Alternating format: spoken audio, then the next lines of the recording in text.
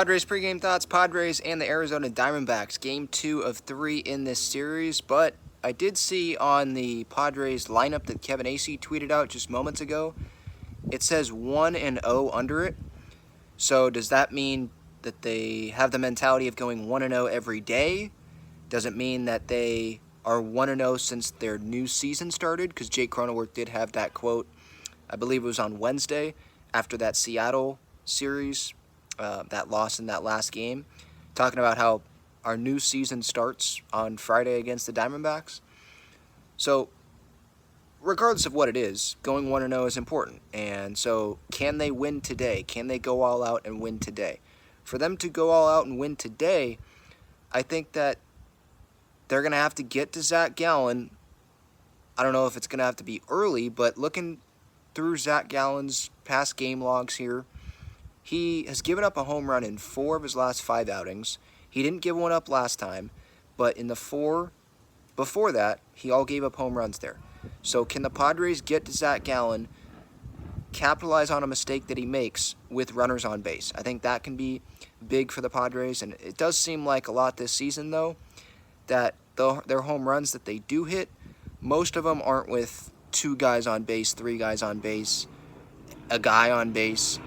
It feels like those home runs are for minimal damage, So hopefully that there's going to be one tonight off of Gallen where it's more than just minimal damage, and the Padres can get some good length out of Rich Hill. And what I mean by good length is maybe 4 innings.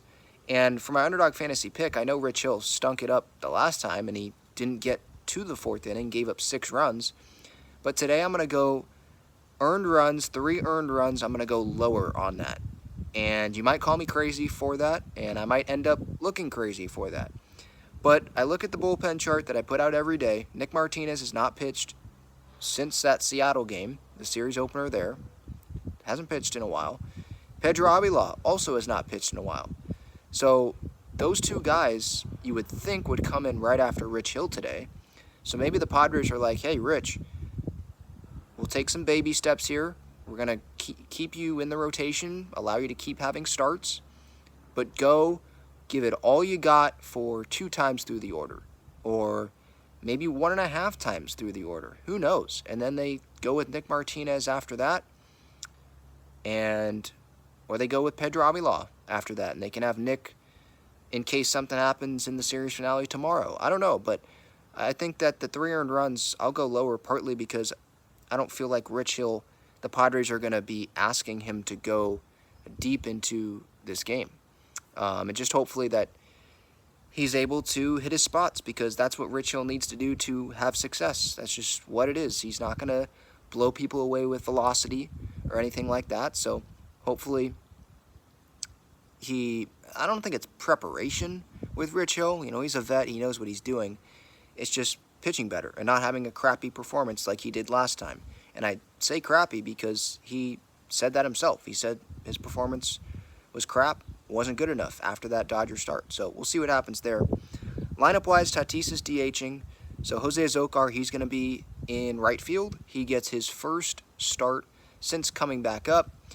And this isn't that big of a deal because it's not like Gary Sanchez or Luis Campusano's being held out of the lineup here for that.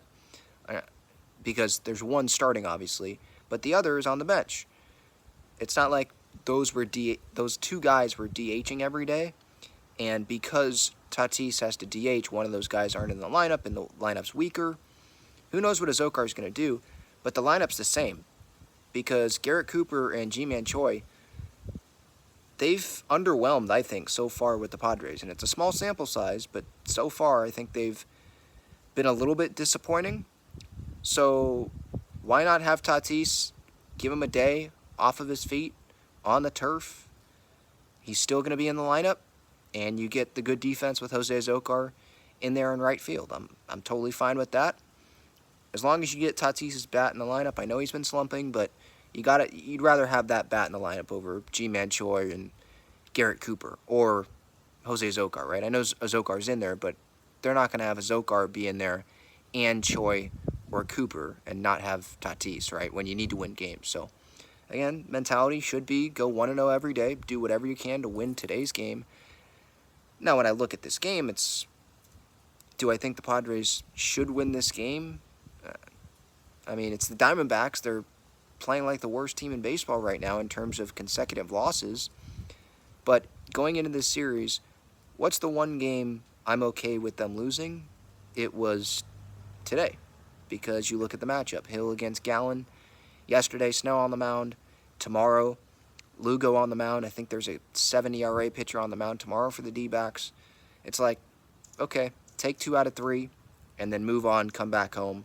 So if they lose today, I guess it depends on the fashion that they lose, how they lose. But if they lose today, I don't think that's going to be the end of the world as long as they win tomorrow. If they don't win tomorrow, obviously that's a series loss, and then there's more problems.